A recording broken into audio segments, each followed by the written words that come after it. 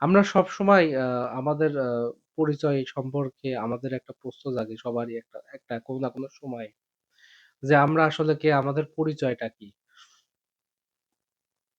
আমাদের অস্তিত্বের একটা পরিচয় আমাদের সামনে ঘুরপাক খায়। তেমনই একজন বিখ্যাত মানুষকেও এই প্রশ্নটা আসছিল। তিনি আর অন্য কেউ নন, তিনি বারাক ওবামা। আজকে আমরা আলোচনা করব তার একটি বিখ্যাত বই 'ড্রিমস ফ্রম মাই ফাদার' বইটি থেকে। চলুন শুরু করা যাক।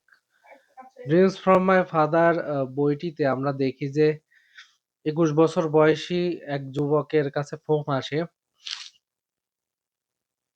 এবং ফোনে তিনি তার বাবার মৃত্যুর সংবাদ জানতে চান। অর্থাৎ আ বারাক ওবামা তার বাবার মৃত্যুর সংবাদ তিনি আকস্মাৎ জানতে জানতে পারেন এবং ঘটনা সেখান থেকে শুরু হয়। আ তার বাবার সাথে তার সম্পর্ক আমরা যখন দেখি বইটিতে, তার বাবার গল্প শুনেছেন তার নানা-নানুর কাছ থেকে। গল্পের যেরকম একটা চরিত্র বা একটা উপন্যাসের চরিত্র ঠিক তেমনই তার বাবার চরিত্রটাও ঠিক তেমনই তার কাছে। কারণ তিনি তার বাবাকে কোনদিন দেখেননি। আ আ এখানে বলে রাখা ভালো, হাওয়াইতে যখন আ তিনি তার মা এবং তার বাবা তাকে এবং তার মাকে রেখে তার বাবা চলে যায় হচ্ছে আ পিএইচডি করতে হার্ভার্ডে। যার কারণে পরে আর তিনি ফেরত আসেননি। পরে তিনি তার বাড়িতে কেনিয়াতে ফেরত যান। আ এবং তারপর আর বারাক ওবামার সাথে পরবর্তীতে দেখা হয়। সেটা আমরা জানতে পারবো ঘটনাক্রমে। বারাক ওবামা থাকতেন তার নানা-নানুর সাথে। তার নানা হচ্ছে গ্রামস নামে পরিচিত এবং নানু হচ্ছে টুট।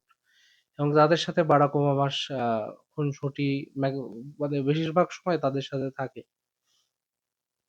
এবং তার মা এবং তার হচ্ছে সৎ বোন, পরবর্তীতে আমরা দেখি যে আ মায়া, তারা একসাথে থাকে আরকি।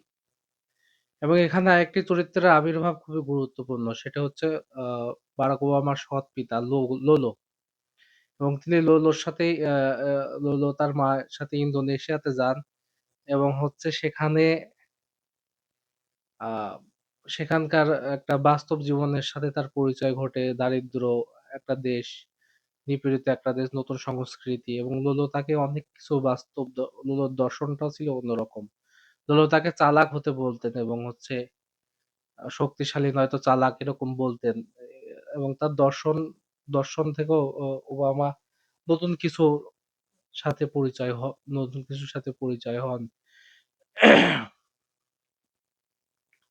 এবং পরবর্তীতে তিনি যখন কলেজে উঠলেন, তিনি আ তাকে কালো এবং তিনি বুঝতে পারছিলেন যে কালো এবং হচ্ছে এর কারণে মানুষরা তাকে অন্যভাবে দেখছে।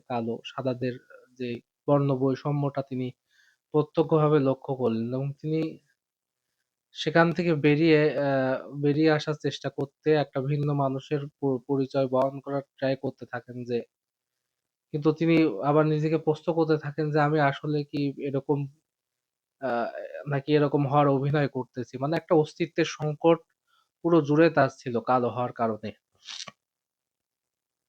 মানুষরা তাকে কিভাবে গ্রহণ করছে বা তিনি নিজেই কিভাবে নিজেকে দেখেন। তিনি একজন আমেরিকান নাকি বইয়ের মূল বক্তব্যটাই হচ্ছে নিজেকে খুঁজে পাওয়া। আ তিনি আসলে আমেরিকান, তিনি কালো নাকি তিনি হচ্ছে সাদা নাকি আসলে পরিচয়টা কি তার? তার পরিচয়টাই তিনি খুঁজে বেড়ান এই সবকিছুর মধ্য দিয়ে। যখন তার বয়স ১০ বছর হয় তখন তার পিতা তার সাথে দেখা করতে আসেন অ্যা এবং একদিন তার পিতাকে নিয়ে তিনি তার স্কুলে যান এবং সেখানে আ আমরা দেখি যে ১ম এ তিনি চাচ্ছিলেন না যে তার পিতা ওখানে যাক। কারণ তার পিতা কালো ছিলেন এবং হচ্ছে কালো হওয়ার কারণে তিনি ভয় পাচ্ছিলেন। পরবর্তীতে তার পিতার বক্তব্য দিয়ে স্কুলকে পুরো মাতিয়ে রাখেন এবং সবাই বেশ প্রশংসা করে। তো সবসময় একটা ভীতু, একটা হচ্ছে আ লজ্জা শুধুমাত্র কালো হওয়ার কারণে তাকে অ্যা গ্রাস করেছে সবসময় বারাক ওবামার জীবন যদি আমরা দেখি। এবং হচ্ছে আ মানুষ তাকে কিভাবে নিচ্ছে এবং দেখি ছোটবেলায় একটা পত্রিকায় একটা দেখতে পারি যে পত্রিকায় তিনি দেখেন একটা কালো মানুষ নিজেকে কেমিক্যাল ইউজ করে ফর্সা হওয়ার ট্রাই করছেন। তো এটা দেখে তার মনে একটা ঘৃণা, একটা বিদ্বেষ তৈরি হয়। মানে বর্ণ বৈষম্যটা কি পর্যায়ে ছিল আমেরিকায় সেটা একটা প্রকাশ দেখা যায় বইটিতে। পরবর্তীতে তিনি আবার কেনিয়ায় এখানে মাঝখানে একটা ঘটনা ঘটে যে এবং শিকাগোতে আমরা দেখি জীবনের একটা গুরুত্বপূর্ণ অধ্যায় তিনি সংগঠন হিসেবে কাজ করার সুযোগ পান এবং বিভিন্ন ও মানুষের সাথে মিশে এবং সামাজিক সমস্যার মুখোমুখি হয়ে তিনি আ একটা অন্যরকম তার জীবনের আসলে আমি বলব তার জীবনে বলা যায় একটা আ অন্যতম ধারার সূচনা হয় শিকাগো অধ্যায়টা। এই বইতে যেটা উল্লেখ আছে। এবং আমরা দেখি যে তিনি শেষে আফ্রিকায় কেনিয়ার আফ্রিকায় ফেরত গেছেন তার বাবার ভিটাতে। এবং সেখানে গিয়ে তিনি তার ফুপিদের সাথে তার হচ্ছে মায়ের এবং তার যেসব বিবাহিত আরো ও স্ত্রী ছিল তাদের সাথে দেখা করার সুযোগ হয়। এবং সেখানে তাদের সাথে মিশে এবং সে পরিচয়ের সাথে কেনিয়ার জীবন, আফ্রিকার যে জীবনটা এবং সেখানকার যে আ বা বন, জঙ্গল, পশু-পাখি সেসব দেখে তিনি একটা অন্যরকম জীবনের আস্বাদ পান এবং নিজের বাবার ইতিহাস, ঐতিহ্য সম্পর্কেও ও একটা তার ভালো ও নতুন ভাবধারা জন্মায়। তার বাবার ইতিহাস, ঐতিহ্য সম্পর্কে তিনি জানতে পারেন এবং তিনি জানতে পারেন তার বাবা একটা ইতিহাস, একটা ঐতিহ্য এবং তার পরিবারে তার বাবার অবদান আসলে সুবিশাল। সে সম্পর্কেও ধারণা লাভ করেন। এবং হচ্ছে আমরা দেখি যে পরিশেষে যে তিনি আ আম মানে নিজের পরিচয়টা খুঁজে পেলেন তার বাবাকে খোঁজার মাধ্যমে আসলে।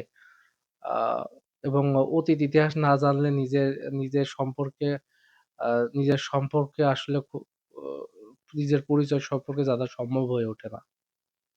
সেটাই এই বইয়ের মূল মূল ব্যাখ্যা বা মূল সার নির্যাস বলা যায়। এবং হচ্ছে আমরা এই স লেখকের মতো সবার লেখক বারাক ওবামার মতো আমরা নিজেরাও এই প্রশ্নটা নিজেদের করি যে আসলে আমাদের পরিচয় কি? কখনো না কখনো যে আমরা আসলে কি? আমাদের পরিচয় কি? সেটাই এই বইয়ের মূল লক্ষ্য, মূল বিষয়। ধন্যবাদ সবাইকে।